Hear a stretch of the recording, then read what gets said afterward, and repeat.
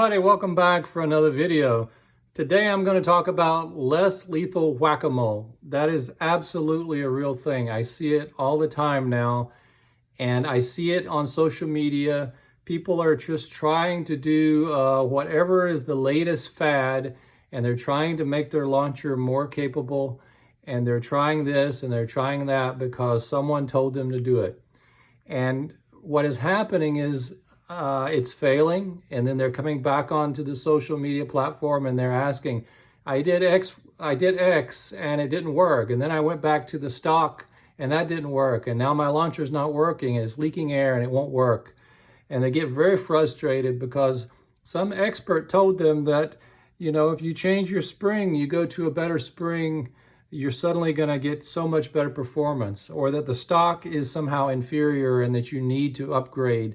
And that particular spring that you need happens to be exactly the right size that they have, and they'll sell it to you for a significant price. So just be careful, folks, and watch out for this kind of thing that you see. I see it all the time. I've gone through this kind of thing before. It's something that you know, your average less lethal user has this inherent tendency to want to improve things.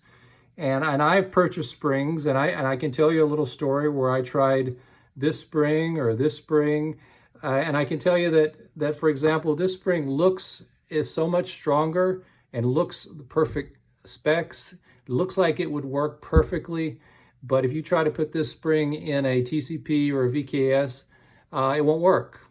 So, you know, no matter how much effort you want to put into it to try to reproduce something new, it's wasted time, wasted effort, and I have wasted some time and effort myself. So I'm guilty. I'm not saying that it's not a natural tendency for people to want to do that, but I'm just telling you that from my experience, it's a very unproductive behavior to try to find the magic spring. Sometimes they're longer or shorter, you can't predict. Maybe the shorter one actually might work better. When it's compressed, it may actually have better characteristics than the longer one, even though the longer one may, on paper, look like it's going to be the better one because it's stronger. Those are the kind of things that you encounter. And then you've always got people that are claiming that regulator springs are also important, and that there's always, you know, you need this one or you need this one. Just tune out all the chatter and realize that you're dealing with essentially a platform. Whether it's a PepperBall, it's still a platform of a paintball marker. PepperBall, just because it says PepperBall, that's great for branding. I highly recommend that. But at the same time, it is a paintball marker that you're modifying. At the end of the day, the mechanics and the internals are a paintball marker, and that's what you're using, and that's what you're trying to make reliable. And you get them to work, but just keep in mind that it takes a lot of trial and error and iteration to get it to be reliable with what you need. And I would just caution against that endless whack-a-mole, because what happens is you create a brand new problem. Once you solve that problem that you thought you had, you make a change, and now suddenly it works for a little while, and then next thing you know, there's a brand new problem that comes along. And this is especially true even on a stock launcher, just by changing the velocity screw and turning it up. The very first problem that everyone encountered was blowing out the O-ring that sits in the air chamber, the one that's the most vulnerable. And that was a problem that was eventually solved. And to this day, that remains the #1 most important upgrade or change that you can do when you're doing your maintenance. If you blow that out, that means your velocity screw was too high. You can upgrade it to one that fits in that groove a lot better, and you'll be better off. But most of the time, anything else that people have done that have maxed out the velocity screw, there's a lot of problems that arise. And even in the best case scenario, they raise additional problems, either with the trigger mechanism or things like that, and you'll run into issues. I don't have a lot of problems with mine because I tune it back down to something that's more reasonable, and it's not absolutely maxed out. It never will be. But if you can get to a joule range that you're happy with, that's all you need.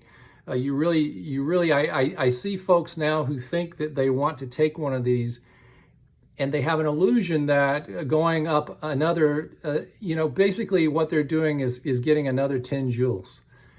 They think that that is suddenly going to make a huge difference. And the reality is you're making yourself so vulnerable.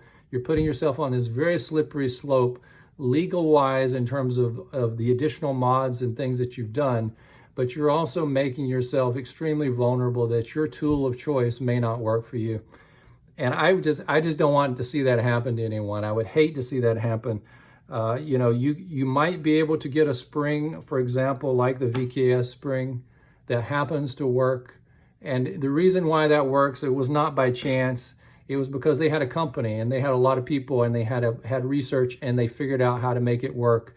And if you want to take the time and you think you can do that and you want to do that in your free time, you go right ahead. But I'm telling you that it's a long process of wasted time and effort, and it's really not worth it at the end of the day. That was my conclusion, and that's where I came up with the realization that whack-a-mole is not something that I'm going to continue to do. And I just think that anyone who values their time can better prioritize their time by focusing on the end point of what you do with your launcher. How do you use it as a tool?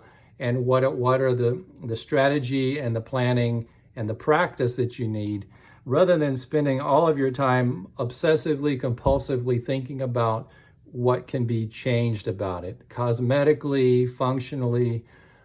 That is not, I don't use that philosophy with my less lethal. I don't use that philosophy with my firearm. I choose one and I don't change it because I just don't think that adds a lot of value. There are a few things that you can do with both that do add some value, but you have to be very smart and you have to be very wise and very careful. So that is not something that you haven't heard me say before, but if you're new to the channel, it's my warning just to keep in mind that less lethal is something that pulls you in. It's a money pit. And it also, there's an insatiable desire for more joules, but it comes at a cost. It is not free. Getting extra power is only free if it involves getting a longer barrel. The longer your barrel, yeah, that's great.